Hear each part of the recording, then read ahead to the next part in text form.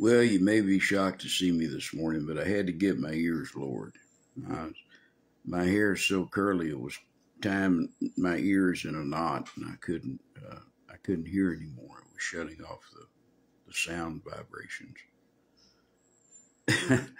No, it was just time. It's too much to mess with. I just couldn't stand it anymore. I wanted it up off my neck and off my ears. So they're left a little on top, and I can kind of comb it over. But I gets towards summertime, it gets getting warmer, and I get hotter. I don't like all that hair. Uh, Although it didn't seem to bother me when I was like 17. The longer the better, right? It was a long time ago. Yeah, I guess it was. We were in chapter 29 of the book of the prophet Jeremiah. And this whole package this prophecy is a message that God is sending through Jeremiah, through emissaries, through ambassadors that are going from King Zedekiah in Jerusalem to the king of Babylon in Babylon. And so that's how he's getting the message there. On this trip, Jeremiah is not traveling to Babylon. He is sending word through these men that are going. And at least one of them has shown him kindness and will show him more kindness in the future.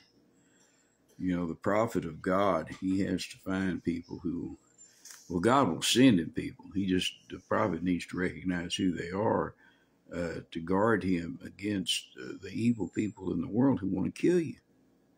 Because see, when you're a man of God, people don't want you to live. Remember what they said about Paul when the Jews dragged him down? They were gonna kill him. They said it is not fit that he should live. He's worthy of death. It is not fit that such a one should live. They wanted to destroy him. If you serve the risen Christ, people will want to destroy you too, because the devil controls most of the people, whether they know it or not. Because, see, you either worship Christ or you worship the devil. 99.9% of the time, the person that's worshiping the devil doesn't realize they're worshiping the devil. But unless you're worshiping the only God there is in spirit and in truth, then you're worshiping the devil. Because we all worship something. I know guys that worship their bass boat and their tackle box. And they think a lot more of them than they do their wife and kids. Now, I don't have their wife and kids, so I'm not going to be quick to judge. I got my own wife and kids, but I know how I feel about mine. Anyway, good morning, Gayla. It's so good to see you. You were on the money last night, playing and singing for the Lord. I don't know if you saw my comment, but I was cheering the musicians on after I got home from Galena. Y'all are doing great. We'll just... the special hair day is that Charlie cut it all off. Not your Charlie, but my son Charlie, the Taco Bell Charlie. My wife wasn't feeling too well last night, so she didn't cut it, but Charlie did. I said, see if you can give me like a high and tight, like a military deal. That way I'll have something to kind of comb over on the top, and then I get it up off my ears and everything. And so there we go. and God is good. Anyway, we'll back up to verse chapter 29, where we were yesterday, and just read you about this special prophecy that God is sending to the captives of Judah. Thank you, that are in captivity. And good morning, Chris and Julie, or Chris or Julie. There you are. This follows right on the heels of the false prophet Hananiah, who sends to Babylon and tells the people that it's going to be a short captivity. And in 2 years, God is going to bring them all back, plus all the wealth that Nebuchadnezzar took out of Jerusalem. But it's a lie. Jeremiah tells Hananiah that he's a liar, and God kills him in less than 2 months. He makes the prophecy in the 5th month. He dies in the 7th month. So there you go. And so now God, through Jeremiah, is sending a true prophecy to the people of Judah who are held captive in Babylon right now. So let's look at this. This is where we were yesterday, beginning in verse 1 in chapter 29. Now these are the words of the letter that Jeremiah the prophet sent from Jerusalem to the residue of the elders which were carried away captives, and to the priests, to the prophets, and to all the people whom Nebuchadnezzar had carried away captive from Jerusalem to Babylon. After that Jeconiah the king and the queen and the eunuchs and the princes of Judah and Jerusalem and the carpenters and the smiths were deported from Jerusalem. Remember, I told you that this captivity takes place over a period of about 18 years through 3 different puppet kings. Thank you, Berta. 3 different puppet kings. Hello, Kevin. Hello, Kevin. Good to see you, man. When you got a name like Kevin Kelly, I'm liable to call you Kelly or Kevin because to me they're both first names. But if you're Irish, your last name can be Kelly very easily. If you were Scottish, would it be McKelly? I don't know. But anyway, back to the program here. The captivity took place over a long process of about 18 years. 1, 2, 3 puppet kings, and 2 deportations before the final destruction, and then the residue, or the rest of them, remnant, were taken away captive into Babylon. Some escaped to Egypt and kidnapped Jeremiah too. He didn't want to go, but they took him anyway. We'll read about that when we get there. Now, this is the message that God sent through Jeremiah to Babylon.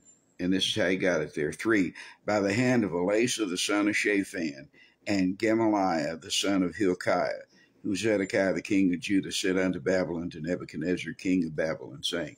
Anyway, these are the king Zedekiah on the throne in Jerusalem. His emissaries, his ambassadors, are taking messages and gifts to the king. Remember, as long as Zedekiah sends gold and treasure and honor and whatever else to King Nebuchadnezzar, Zedekiah gets to keep sitting on his throne. Hello, Velda. Well, my wife is watching. What a deal. It makes me feel proud. I might even not be as crazy as I usually am because I don't want her to be ashamed of me. Now, this is what the letter says that Jeremiah sends to the people in Babylon. Thus saith the Lord of hosts, the God of Israel, unto all that are carried away captives, whom I have caused to be carried away from Jerusalem unto Babylon. I explained to you yesterday that one of the reasons he caused King Jeconiah, which was Jehoiakim's son, to be carried away into Babylon with his wife and some of the seed royal, some of his kids, is because it's the legal lineage to the Lord Jesus Christ. If we look in chapter 1 of Matthew, and I mentioned this yesterday, but I'll just read it to you today. When they're doing the genealogy of Jesus, of course, Matthew is the gospel of the king of Israel. So he has to establish the legal line as king. That runs from David through Solomon. His bloodline goes through Mary's genealogy, which runs from David through his son Nathan all the way down to Mary's father. Now, when he's talking about, remember good King Hezekiah and bad King Manasseh and the wicked Amon and then the good King Josiah, beginning in chapter 1, verse 10 in these genealogies. And Hezekiah begat Manasseh, and Manasseh begat Amon, and Amon begat Josiah, and Josiah begat Jeconiah and his brethren about the time they were carried away to Babylon. And this was one of Jesus's ancestors. Actually, Jeconiah was Josiah's grandson. Josiah begat Jehoiakim, who begat Jeconiah. Jeconiah was the one who was carried away captive by Nebuchadnezzar to Babylon. God sees ahead. God says, I caused them to be carried away. Why? to preserve the royal lineage from the throne of David. God never does anything without a reason. You know, that's why we need to watch our lives so closely. The things that happen to us are for a reason. Sometimes the reason is because we made a stupid choice. but but God can use even that. God can use even that. See, God is a God of purpose and intention and activity. He doesn't do anything for no reason. There are no wasted moments or wasted movements in the plan of God. And as crazy as it sounds to people who don't believe in God, He has a plan for every one of us. He knew us before we were born. He made us the way we are. And He called us to our ministry or to our work or to our family or to our discipline or whatever it was He called us to while we were still in the womb. He made it a part of us. There was something in me when I was born that made me want to seek out history and find out what happened before I was born. That was obvious to my grandparents and my daddy when I was just 3 or 4 years old because of the kind of movies I wanted to watch on TV. And I would tell them, I said, I want to watch some foreign movies. And all I meant was I wanted to see like British and Russian and French soldiers fighting on the battlefield and you know, making these great movements in history. I was always interested. I remember the first hardcover book I read all the way through. I was in kindergarten. And it was a book about the Alamo. Good morning, Deborah. It was a book about the Alamo that my grandfather bought for me in the gift shop there in the Alamo, probably 1960. And I read it until it just broke apart.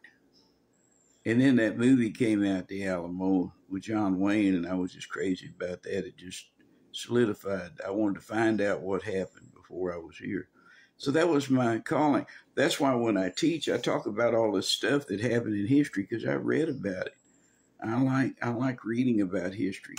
I like hearing about history. I like to watch movies about history. But that's how I'm bent. That's how God made me. As far as the ministry goes, He provided me with that desire to dig in and find what happened. And that's what gives context to the verses in the Bible. Because I know what happened was going on geopolitically and what was going on between the great nations of the world around 600 BC. I can tell you what's going on, even though not all of it is happening directly to Jerusalem. They're being affected by it, and now it's begun to affect them directly because Nebuchadnezzar needs that way by the sea for his invasion of Egypt. And sometime around 599 to 595, 594, he's completely whipped the world empire of the Egyptians and forced them back down onto the African continent. His dealings with Israel, with Judah, are specific because he can land troops in Judah and mass them on the border of Egypt. He can attack them with 2 armies, and it's easier to get the whole army, his whole armies, into Judah to invade Egypt than it is for him to try to invade Egypt from the Mediterranean Sea, because they would have ships, they would have fortifications. Now he wants to cross over. He wants to cross over at Gaza. He wants to cross over through the land of the Philistines. He can put as many troops up there as he wants to, and Egypt can't touch him because Egypt is not strong enough to venture out anymore. All they're in a defensive mode.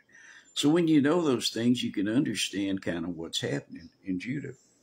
But anyway, God bent us all a certain way, and he causes things. He said, I caused them to be carried away. I caused Jimmy to be in Ozark, Missouri at this time so he could do this ministry that he's doing now.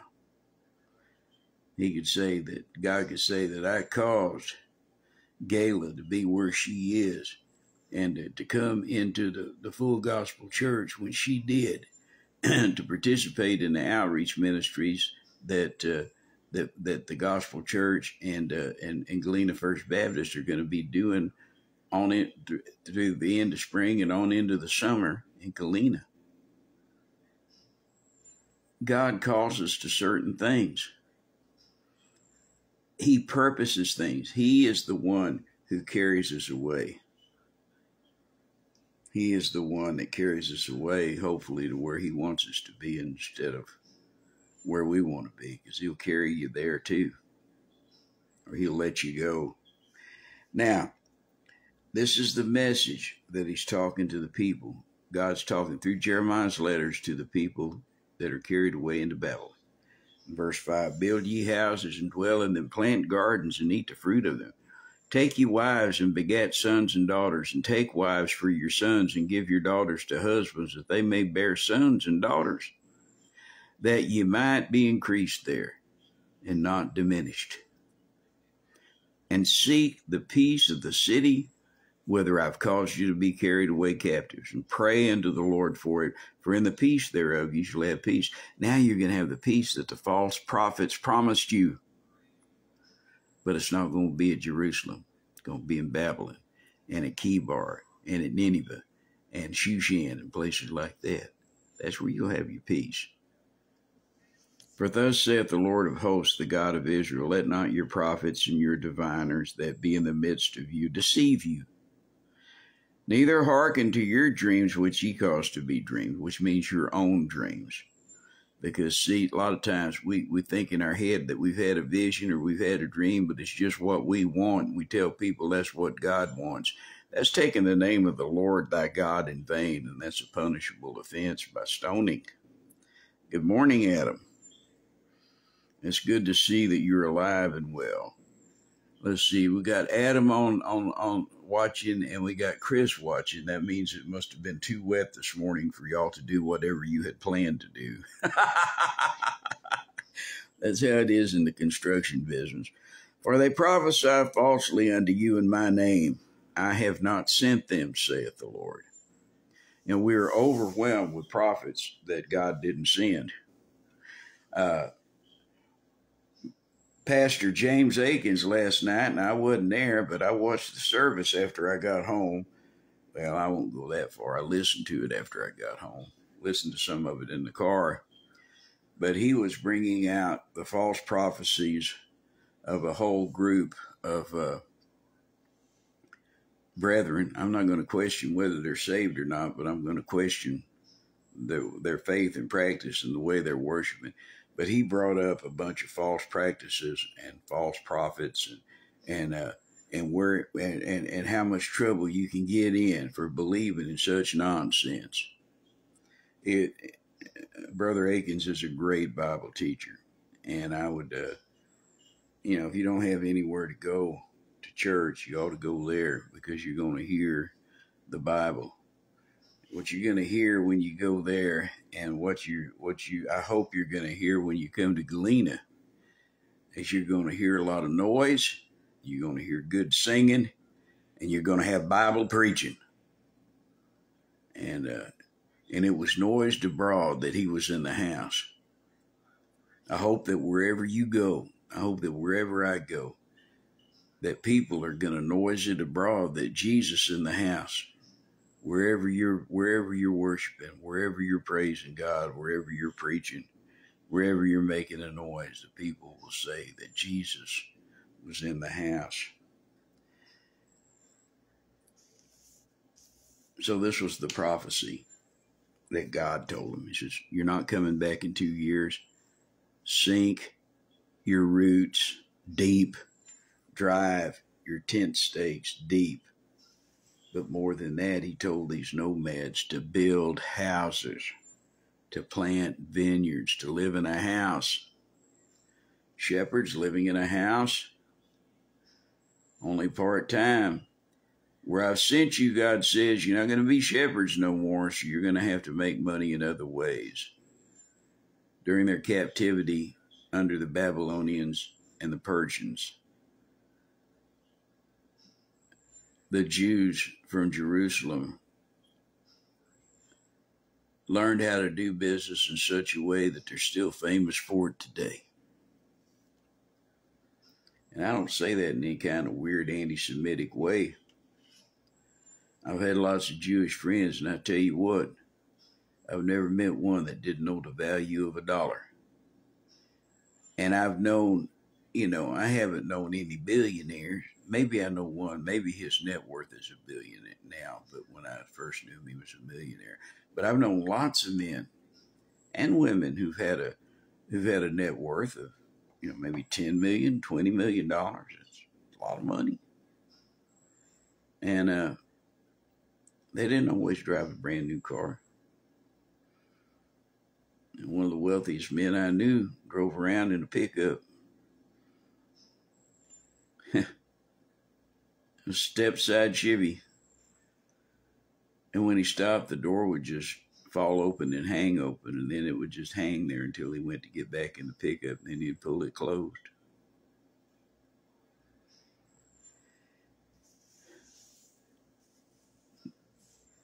So there's nothing to be laughed at or anything else, or to be diminished because you're good in business. Because every man of God and every church needs people who are good at business.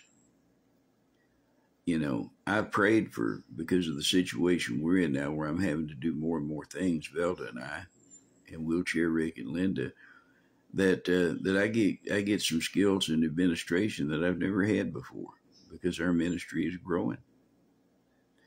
But he can give you anything. But anyway, so he says, you're not going to live the way you lived. You're going to live a new way, but you're going to have peace, and you're going to be in the place where I send you. And wherever I send you, wherever you wind up, you need to pray for the peace of that town. Now, see, the false prophets had lied to them and promised them peace, but now God's really going to give them peace. Now, in verse 10, it says, for thus saith the Lord, that after 70 years be accomplished at Babylon, I will visit you and perform my good work towards you in causing you to return unto this place. Remember, he had announced this before in chapter 25. God had given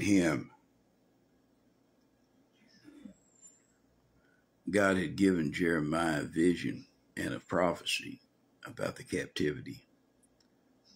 And this was before anybody was carried away captive, early in the reign of Jehoiakim.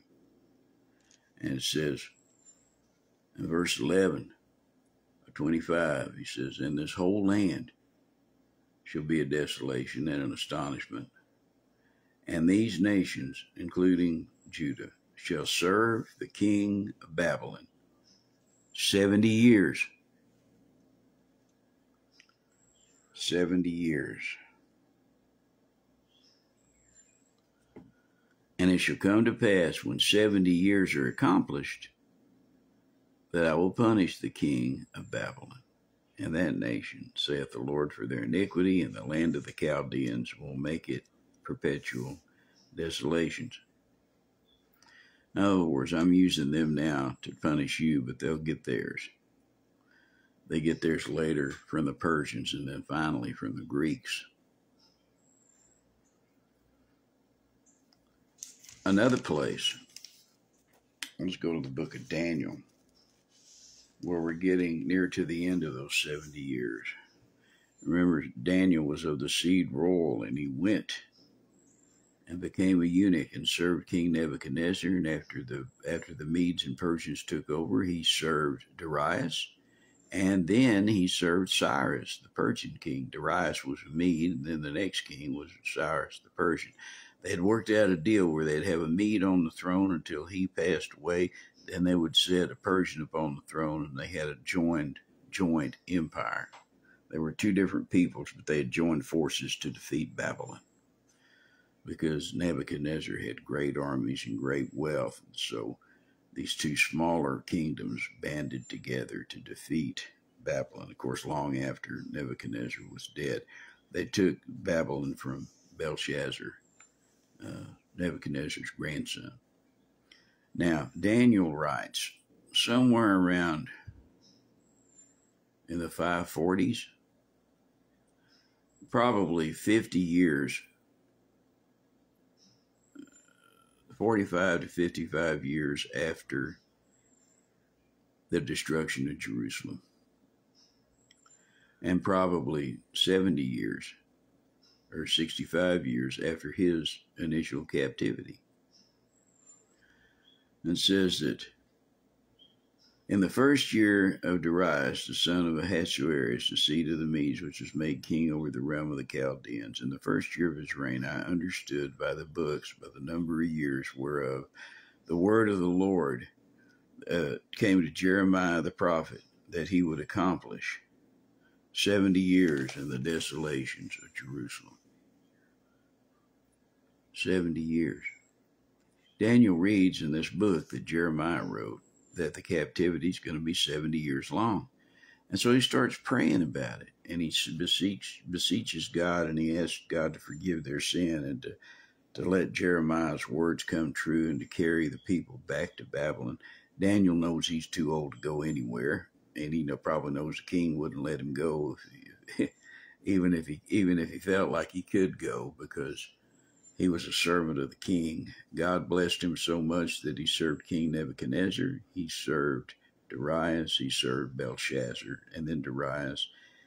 He served the great Cyrus, who let him go. For all we know, Daniel might have showed Cyrus in the book where, hey, 70 years are up now. We can go home, because Cyrus makes a decree. And we have a rendition of it at the end of 2nd Chronicles, if I remember right. And this would have been, I don't know, probably around 518, 520, 525 BC. Chapter 36 of 2nd Chronicles, verse 22. Now, in the first year of Cyrus, the king of Persia, that the word of the Lord spoken by the mouth of Jeremiah might be accomplished, the Lord stirred up the spirit of Cyrus, king of Persia, that he make a proclamation throughout all his kingdom, and put it also in writing, saying, Thus saith Cyrus, king of Persia. And remember the law of the Medes and the Persians, that once they wrote it down, they couldn't change it. Once they wrote a law, they couldn't change it. Nobody could change it. They had to do it. They had to carry it out. That's how Daniel wound up in the lion's den when Darius was the king. That's another story for another day. So, thus saith Cyrus, king of Persia, this is the pronouncement, all the kingdoms of the earth hath the Lord God of heaven given me. That's true. Good morning, Charlie. And he hath charged me to build him a house in Jerusalem, which is in Judah. Who is there among you of all his people? The Lord his God be with him, and let him go up. Now, you may be asking, why it was exactly 70 years. And I told you it was because they didn't keep their Sabbaths. Well, I have unwittingly turned to the passage where it explains that. And I'll just go ahead and read it to you. This was why the 70 years. Why was it a period of 70 years? Why not 62 years or 83 years or some unknowable time until there came along a king that just wanted to send them back? Good morning, Margaret. She's getting her kicks on Route 66. Praise God. And I hope Charlie gets his kicks today by moving a unit or two and putting some sticks on the board. But this is the reason. This explains a little bit about the captivity, beginning in verse 15, and then it talks about why 70 years. I think it's important that you understand. I've told you why, but I want you to hear the verses from the Bible. It's one thing for me to tell you, it's another thing for the Word of God to tell you. Chapter 36, 2 Chronicles, verse 15. And the Lord God of their fathers sent to them by his messengers, rising betimes and sending, because he had compassion on his people and on his dwelling place. But they mocked the messengers of God and despised his words and misused his prophets until the wrath of God arose against his people, till there was no remedy. That's the second saddest verse in the Bible. The first saddest is, and whosoever's name was not written in the Lamb's book of life was cast into the lake of fire. That is the scariest verse. But here's the other one. Till there was no remedy. God begged and pleaded with them until there was nothing else he could do but destroy them. Therefore he brought upon them the king of the Chaldees, Babylon, the Chaldeans, who slew their young men with the sword in the house of their sanctuary, and had no compassion upon old man, young man or maiden, old man or him that stooped for age. He gave them all into his hand. And all the vessels of the house of God, great and small, and the treasures of the house of the Lord, and the treasures of the king and of his princes, all these he brought to Babylon. And they burnt the house of God. Now, this hadn't happened yet in our study of Jeremiah. And they burnt the house of God and brake down the wall of Jerusalem, and burned all the palaces thereof with fire, and destroyed all the goodly vessels thereof. And them that had escaped from the sword carried he away to Babylon, where they were servants to him and his sons until the reign of the kingdom of Persia. And this is why. Verse 21, to fulfill the word of the Lord by the mouth of Jeremiah, until the land had enjoyed her Sabbaths. For as long as she lay desolate, she kept the Sabbath to fulfill 70 years. That's where the 70 years comes. And why is it important about to look at the Sabbaths? We got to go back to Leviticus.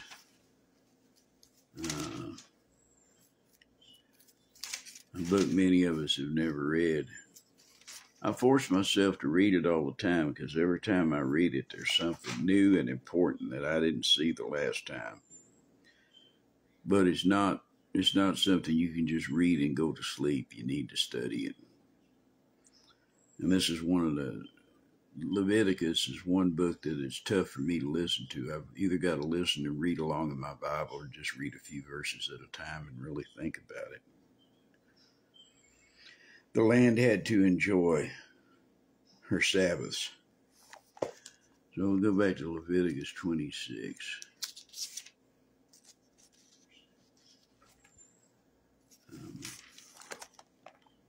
I've got to Leviticus 26, beginning in verse 34. And it says, then shall the land enjoy her Sabbaths as long as it lieth desolate, and ye be in your enemies' land. Even then shall the land have rest. You see, he wanted to make sure that every seventh year,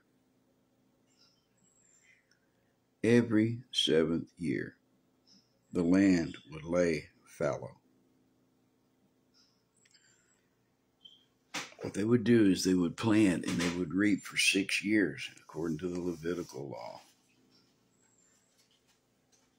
And of course, this is a prophecy too. Moses is prophesying the Babylonian captivity 800 years before it happened, when the children of Israel were still in the wilderness, before they even entered the promised land. But God told Moses that the people would reap and sow for 6 years, and on the 7th year they would leave the ground fallow, and they would eat of the stuff that they had harvested in the years before. They wouldn't plant, they wouldn't plow, they wouldn't weed, they wouldn't tend the fields at all. And that way the land got to rest. You know, that's sound agriculture.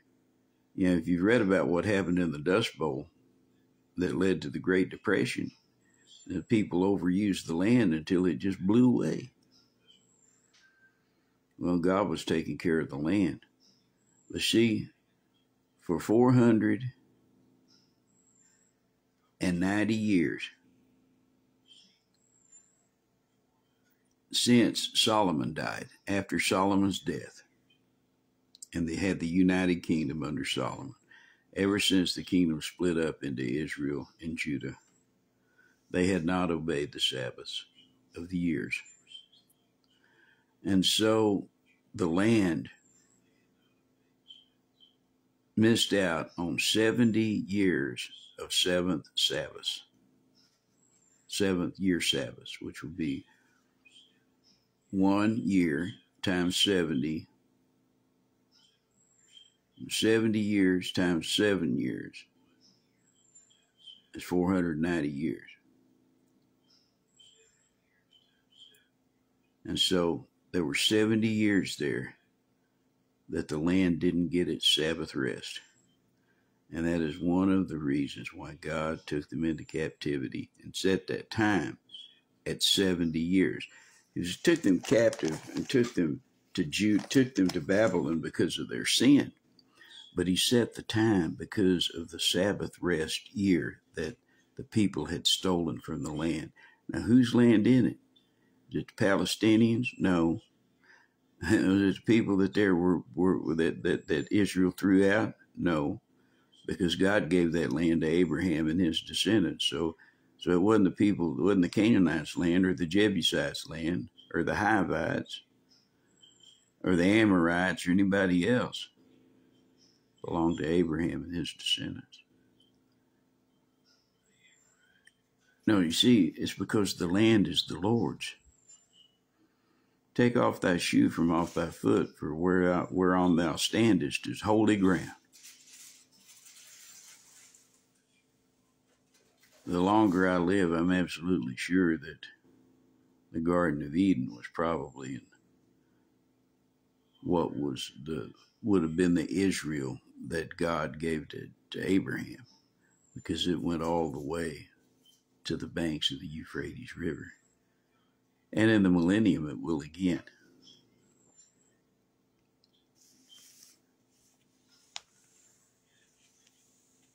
The terrorists are saying from the river to the sea. Well, in the millennium, they'll be saying from the sea to the river. Now, how does that choke your liver?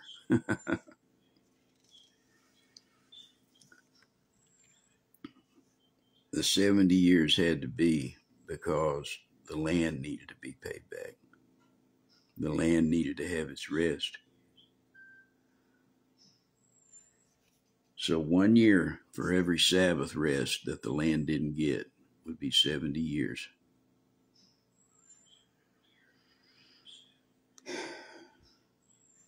That's what I keep telling you. God settles all accounts. He settles accounts with the animal kingdom. You know, the creation groaneth for redemption until today, because the creation fell when Adam fell. And when Christ restores all things during the millennium, on his return, during his kingdom, then the creation is going to be restored too. It's going to be like it was. The lamb will lay down with the lion. The bear will eat straw like an ox. The child can put his hand in the snake pit and not get bit. You see, God will repay the land. God repaid the land here. He'll repay the animals. He'll repay the creation, because they're groaning for redemption too. Because it's sin that put them where they are. It's sin that put them where they had to kill or be killed, where they're all part of the food chain. You know, and unless we shut the door at night, we're part of the food chain too, so be careful. Oh, man. I've talked for a long time because I wanted to talk about the 70 years, and we only got one verse.